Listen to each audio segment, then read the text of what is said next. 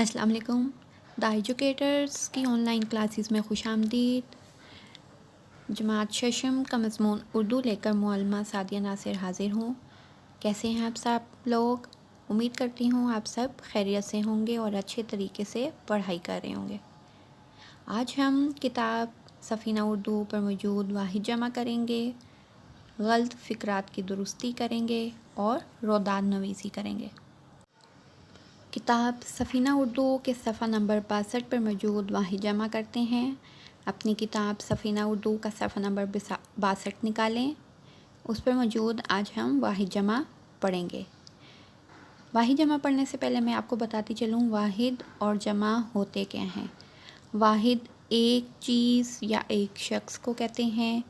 جمع دو یا دو سے زیادہ چیزوں یا اشخاص کو کہا جاتا ہے. اب ہم واحد جمع کرتے ہیں. واحد ہے تحفہ، جمع ہے تحائف. اگلا واحد ہے دلیل، اس کی جمع ہے دلائل. فائدہ فوائد، مطلب مطالب، مجلس مجالس، مصیبت مصائب، منزل منازل، خصلت خصائل، نتیجہ نتائج، فرض فرائض، رسالہ رسائل، مسجد مساجد، منظر مناظر، مدرسہ مدارس، دفتر دفاتر، ذخیرہ ذخائر، وسیلہ وسائل، مقصد مقاصد، مرتبہ مراتب، مسئلہ مسائل، فضیلت فضائل، برکت برکات، اصلاح اصلاحات، صفت صفات، لذت لذات، آفت آفات، احساس احساسات، مطالبہ مطالبات، لمحہ لمحات، اشارہ اشارات، صدمہ صدمات، مقدمہ مقدمات، ہدایت ہدایات. سفینہ اردو کی کتاب کے صفحہ نمبر 62 پر موجود ہم نے آج واحد جمع کی ہیں. یہ آپ نے اپنی کاپی پر لکھنا ہے اور یاد کرنا ہے.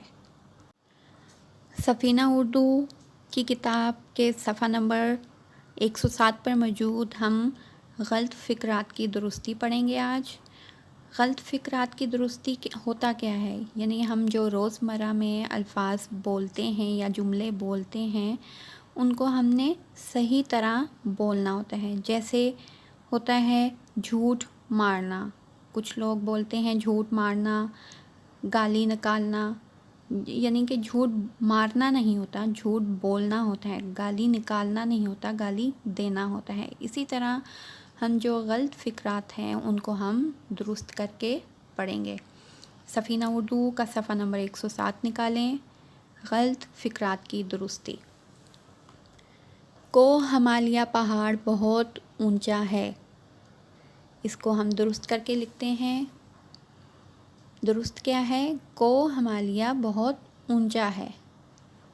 تمہاری مرض بہت پرانی ہے. درست اس کا کیا ہے؟ تمہارا مرض بہت پرانا ہے.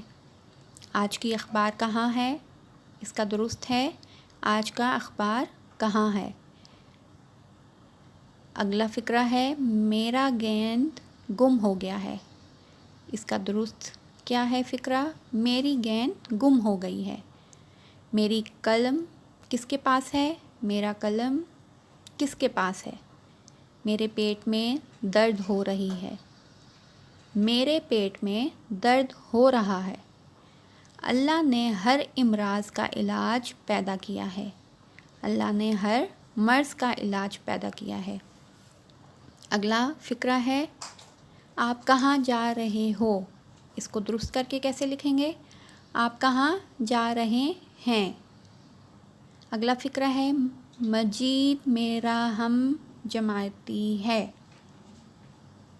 اس کو درست کر کے لکھیں گے مجید میرا ہم جماعت ہے. آخری غلط فقرہ ہے کسی کو گالی نکالنا بری بات ہے، اس کو درست کر کے کیسے پڑھیں گے؟ کسی کو گالی دینا بری بات ہے۔ یہ آپ نے اپنی کاپی پر تحریر کرنا ہے۔ سفینہ اردو کے صفحہ نمبر 107 پر موجود غلط فقرات کی درستی اپنی کاپی پر خشک خط کر کے تحریر کریں اور یاد کریں۔ اب ہم روداد نویسی کرتے ہیں۔ روداد نویسی کیا ہوتا ہے؟ روداد نویسی ایسے ہوتا ہے جو آپ کی آنکھوں کے سامنے آپ کے ساتھ جو واقعات پیش آتے ہیں، آپ ان کو اپنے الفاظ میں لکھتے ہیں، اور اپنے الفاظ میں ایسے لکھتے ہیں کہ سننے والا اس کو ایسے ہی لگ رہا ہوتا ہے کہ وہ واقعہ اس کے ساتھ پیش آیا۔ آپ نے روداد نویسی میں لکھنا ہے ایک میلے کا آنکھوں دیکھا حال۔ روداد نویسی میں ایک میلے کا آنکھوں دیکھا حال، اس پہ روداد لکھی ہوئی ہے، میں پڑھ رہی ہوں، اس کو غور سے سنیں۔ ہمارے ملک میں میلوں کا رواج پرانے زمانے سے چلا آ رہا ہے۔ یہ میلے عموماً بزرگوں کے مزاروں پر لگتے ہیں۔ ان میں لاہور کا میلہ چراغاں خاص طور پر مشہور ہے۔ میلہ چراغاں باغبان پورہ کے نواح میں شالامار باغ کے قریب ایک بزرگ مہدولال حسین کے مزار پر ہر سال لگتا ہے اور 29، 30 اور 31 مارچ تک رہتا ہے۔ اس سال مجھے بھی اپنے چند دوستوں کے ساتھ یہ میلہ دیکھنے کا اتفاق ہوا۔ ہم لوگ ٹانگوں، ٹیکسیوں اور پیدل چلنے والے لوگوں کے ہجوم کو چیرتے ہوئے شالامار باغ کی طرف چل دیے۔ سب سے پہلے ہم نے حضرت مہدولال حسین کے مزار پر حاضری دی، فاتحہ پڑھی اور کچھ دیر تک قوالی کا لطف اٹھایا۔ میلے میں بھیڑ بہت زیادہ تھی، دیہاتیوں کی تعداد زیادہ تھی۔ یہ لوگ رنگ رنگ کے لباس پہنے ٹولیوں کی صورت میں میلے کی طرف بڑھ رہے تھے۔ ٹولیوں کی صورت میں مطلب گروپ کی صورت میں، گروہ کی صورت میں۔ ان میں سے بعض ٹولیاں ڈھول کی تھا پر بھنگڑا ڈال رہی تھیں۔ بھنگڑے، ڈول اور چمٹے کی آواز بڑا لطف دے رہی تھیں۔ چلتے چلتے ایک بازار آیا، اس میں حلوائیوں کی دکانیں تھیں۔ مٹھائی دیہاتیوں کا من بھاتا کھاجا ہے۔ کھاجا کا مطلب ہوتا ہے میٹھی سوغات، یعنی مٹھائی جو ہے وہ دیہاتیوں کی میٹھی سوغات ہے۔ یہ لوگ دھڑا دھڑ مٹھائیاں خرید رہے تھے، ہم بھی کیوں بھلا ان سے پیچھے رہتے۔ ہم نے بھی ایک دکان سے گلاب جامن اور جلیبیاں کھائیں اور مٹھائی کا ایک ایک ڈبہ گھر والوں کے لیے خریدا۔ میلے کے ایک گوشے میں بچوں کے جھولے لگے ہوئے تھے۔ ایک بڑے شامیانے کے اندر سرکس کا تماشا ہو رہا تھا۔ شامیانے کہتے ہیں ٹینٹ کو، خیمے کو۔ ایک طرف مداری تماشا دکھا رہا تھا۔ مٹی کے برتنوں اور کھلونوں کی دکانیں پر بڑی بھیڑ تھی۔ ہم نے سارا دن جی بھر کے میلہ دیکھا۔ اب شام ہونے کو تھی، لیکن اس میلے کی اصل رونق چراغاں ہے۔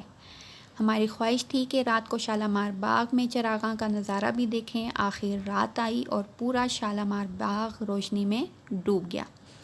رنگا رنگ برقی کمکموں سے سارا باغ جگمگ جگمگ کر رہا تھا۔ برقی کمکموں یعنی روشنی جو ہوتی ہے، برقی آلات جو ہوتے ہیں، جو بجلی ہوتی ہے اس سے جو روشنی ہوتی ہے، اس سے سارا باغ جگمگ جگمگ کر رہا تھا۔ نور کی بارش میں پانی سے بھرے ہوئے حوض عجیب بہار دکھا رہے تھے۔ اگرچہ روشنی اور نور کی اس محفل سے جدا ہونے کو جی نہیں چاہتا تھا، لیکن وقت کافی ہو چکا تھا، اس لیے ہم تقریباً رات 11 بجے گھروں کو روانہ ہو گئے۔ اب ہم دوست ہر سال میلہ چراغاں دیکھنے کے لیے جاتے ہیں اور اپنے دلوں کو نور کی روشنیوں سے منور کرتے ہیں۔ یہ میلہ چراغاں ہمیشہ مجھے یاد رہے گا۔ یہ روداد نویسی ہے، اس کو اپنے الفاظ میں جو آپ کے سامنے واقعہ آپ کے ساتھ پیش آیا ہوتا ہے، آپ نے جو آنکھوں دیکھا ہوتا ہے، اس کو اپنے الفاظ میں لکھنا ہوتا ہے، اس کو ہم روداد نویسی کہتے ہیں۔ آپ نے یہ روداد نویسی جو ہے اپنی کاپی پر تحریر کرنا ہے، اس کو اچھے طریقے سے یاد کرنا ہے۔ کوشش کریں جب بھی آپ کوئی چیز یاد کرتے ہیں تو اضافی صفحے لے کر یا اضافی نوٹ بک لے کر اس پر 2 سے 3 بار املا کریں۔ آپ املا کریں گی تو آپ کے اغلاط ہونے میں کم غلطیاں ہوں گی۔ امید کرتی ہوں آج کا لیکچر آپ کو سمجھ آ گیا ہوگا۔ اللہ حافظ۔